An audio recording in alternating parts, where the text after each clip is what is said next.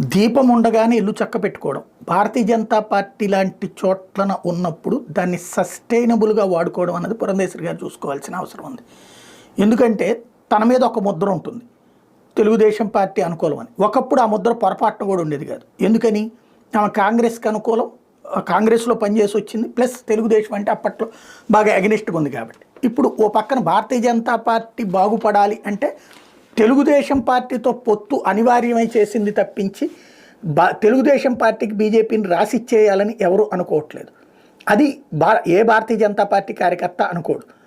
అది గుర్తుపెట్టుకోవాల్సినటువంటి అవసరం. పురంధేశ్వరి గారు చాలా సహనంతో పనిచేసుకెళ్తున్నారు. గతంలో ఉన్నటువంటి అధ్యక్షులతో పోల్చుకుంటే ఎక్కడ తగ్గాలో ఎక్కడ నెగ్గాలో జాగ్రత్తగా చేసుకువెళ్ళారు. ఫలితంగా భారతీయ జనతా పార్టీకి బెనిఫిట్ లభించింది. ఆమె చక్కటి స్థానాలు సాధించగలిగింది. 10 అసెంబ్లీ స్థానాలు కావచ్చు, 6 పార్లమెంటు స్థానాలు